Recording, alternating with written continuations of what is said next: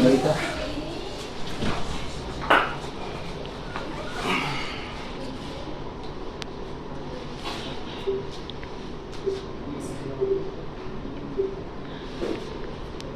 Pertama Plus, dipercaya Mama Nagita untuk buat tuang kuat rafathar. Beli sekarang. Rekaman video penganiayaan David oleh Mario Dandi Satrio, anak pejabat pajak Kementerian Keuangan.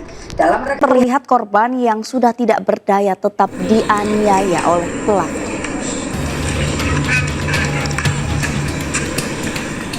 Rekaman video penganiayaan Mario Dandi Satrio, anak pejabat pajak Rafael Alun Trisambodo, ke David, anak dari Jonathan Latumahina, pengurus pusat GP Ansor, beredar. Akibat penganiayaan itu, David mengalami koma dan saat ini mendapat perawatan intensif di rumah sakit. David dikabarkan mengalami luka berat akibat penganiayaan tersebut. Sementara itu, Menteri Agama Yakut Khalil Kalbas membagikan potret saat ia... Saudara, ada juga informasi dari polisi yang menangkap pelaku penganiayaan anak pengurus GP Ansor di Jakarta Selatan. Pelaku yang merupakan anak pejabat di Kementerian Keuangan ini sudah ditetapkan sebagai tersangka dan ditahan.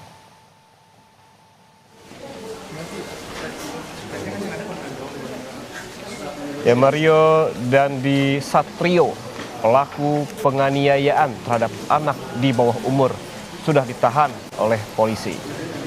Polisi menyebut penganiayaan ini berawal dari teman perempuan pelaku berinisial A yang mengaku mendapatkan perbuatan tidak menyenangkan dari korban.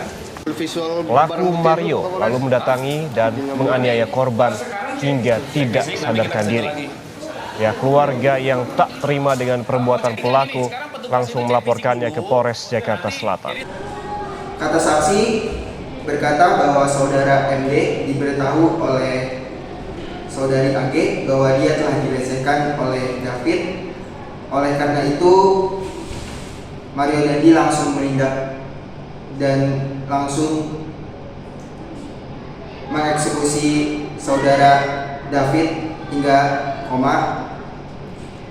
Dan Mario Dandi Satrio dijerat dengan pasal 76C Junto pasal 80 Undang-Undang Nomor 35 Tahun 2014 tentang perubahan atas Undang-Undang RI Nomor 23 Tahun 2002 tentang perlindungan anak subsidiar pasal 351 ayat 2 tentang penganiayaan berat, ancaman pidana maksimal 5 tahun.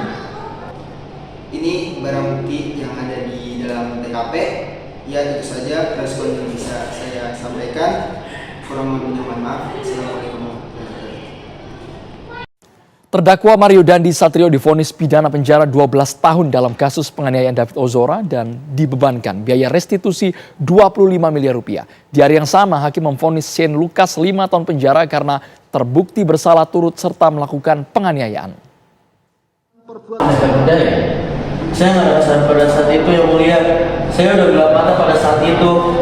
Apa yang bikin saya gitu? Karena pas saya ngobrol, dia bilang nggak tahu kalau saya udah pacaran sama AG.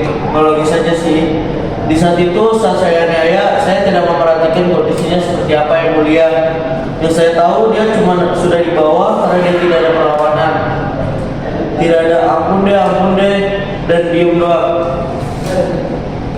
Saya dari Jaksa Perwakilan Umum menuntut supaya Majelis Hakim PN Jaksa yang memeriksa dan mengadili perkara ini memutuskan menyatakan terdakwa Mario Dandi Satrio terbukti bersalah melakukan kejahatan penganiayaan berat yang dilakukan dengan berencana terlebih dahulu. Saya menjatuhkan pidana terhadap Mario Dandi dengan pidana penjara 12 tahun. Terdakwa Mario Dandi dapat dimintai pertanggungjawaban pidana. Membebankan terdakwa Mario Dandi, saksi Shane Lucas dan aksi dan anak saksi AG masing-masing dalam berkas terpisah bersama-sama secara berimbang menyesuaikan peran serta untuk membayar restitusi kepada David sebesar 120 miliar. Jika terdakwa tidak mampu membayar, diganti dengan pidana penjara selama 7 tahun. Hal memberatkan perbuatan yang dilakukan terdakwa sangat tidak manusiawi karena dilakukan sadis dan brutal, mengakibatkan David mengalami kerusakan otak dan amnesia. Telah merusak masa depan David, berusaha memutarbalikkan fakta dengan merangkai cerita bohong saat penyidikan tidak ada pendampingan dengan korban. Majelis Hakim yang mulia, pada kesempatan ini saya juga ingin menyampaikan rasa kecewa atas tuntutan jaksa penuntut umum yang menuntut dengan pidana maksimal tanpa sedikit pun mempertimbangkan alasan-alasan yang meringankan. Seumur hidup saya belum pernah sekalipun bermasalah dengan hukum. Dengan usia saya masih 19 tahun, saya mengetahui bahwa saya kurang bijak dan mempertimbangkan risiko jangka panjang, di mana seharusnya emosi dan amarah menjadi cobaan dan tantangan yang harus dikalahkan. Mulia, saya teriak ke dia, kamu ngapain di sini? Kamu orang gak dikenal, kamu tak diduga. Kamu ngapain sama anak saya sampai boyang begini? Dia bilang dia melecehkan adik saya, tante.